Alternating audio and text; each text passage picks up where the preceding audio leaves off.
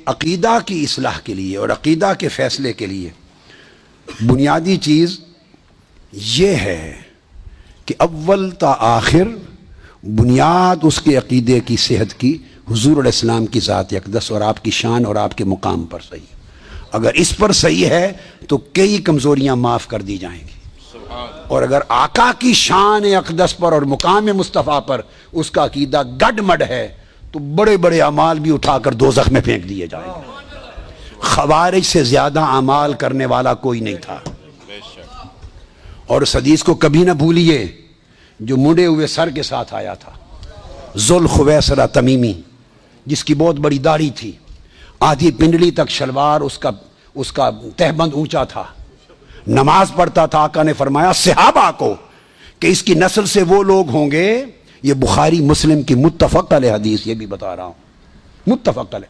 میری پوری کتاب ہے الانتباہ للخوارج والحرورہ، میں نے بہت حدیث کل جمع کر دی ہیں اس کے اندر. فرمایا پہچان لو وہ جو کہتا تھا آقا علیہ السلام کو اتق اللہ، اللہ سے ڈرو، بات اس نے بھی اللہ کی تھی، مگر یہ خبر نہیں تھی کہ کر کس کو رہا ہے. اللہ کے ادب میں کمی نہیں تھی، چونکہ بارگاہ مصطفیٰ میں بھی بات اللہ کی کر رہا ہے. اتق اللہ، اللہ سے ڈرو. اور کس پر کہا؟ جب آقا نے فرمایا کہ میری امانت پہ شک کرتے ہو مجھ پر، میں تو وہ ہوں جس کے پاس رات اور صبح و شام آسمان کی غیب کی خبریں آتی ہیں، اور میں غیب کی آسمانی خبروں کا امین ہوں. جب آقا نے فرمایا آسمان کی غیبی خبروں کا امین ہوں، تو آسمانی غیبی خبروں کی بات کی تو اس کی رگ پھڑک اٹھی.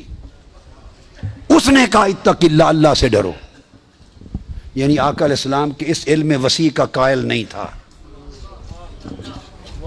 اس علم ہماگیر، علم کل کا قائل.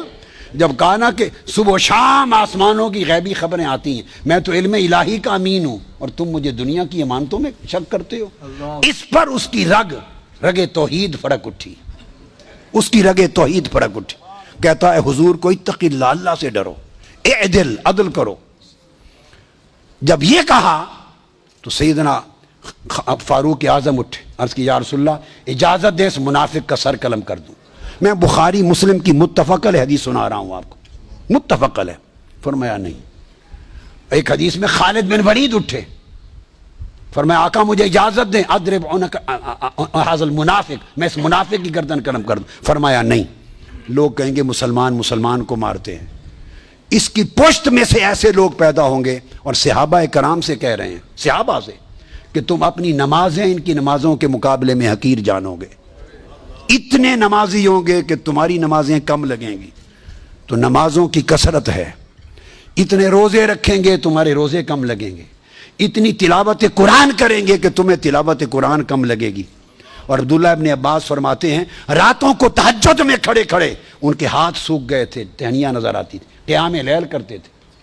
غیرت تھی، دین میں تعمق تھا، سختی تھی، شدت تھی، سب کچھ تھا. نماز، روزہ، تلاوت قرآن، نماز، شریعت کی پابندی، اس کے اوپر سختی، شدت و تعمق، کچھ بھی بچا نہ سکا. فقط ایک بارگاہ مصطفیٰ میں سوء ادب تھا. سب کچھ تھا، ایک ادب مصطفیٰ نہ تھا. نماز بھی تھی، روزہ بھی تھا، حج بھی تھی، زکوٰۃ بھی تھی، قرات قرآن بھی تھی، تلاوت بھی تھی، داڑھی بھی تھی، منڈا ہوا سر بھی تھا، شلوار پہ یہ چادر بھی پنڈلی سے اوپر تھی. سب کچھ سر سے پاؤں تک پورا نمونہ تھا شریعت کا.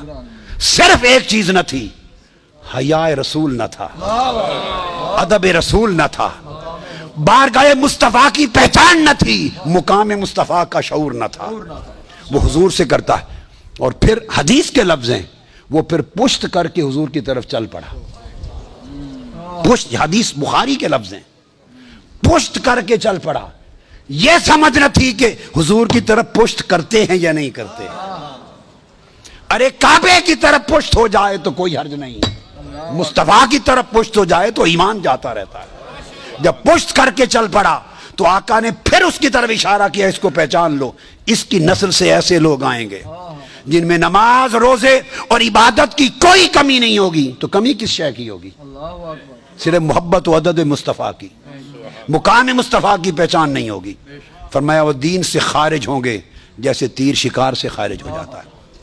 تو اگر مقام مصطفیٰ کی معرفت نہ رہی کوئی شے کام نہیں آئے گی، اور اگر معرفت مقام مصطفیٰ ہو گئی اور حضور کے عشق اور محبت اور ادب کا شعور مل گیا، کئی کمیاں پوری ہو جائیں گی۔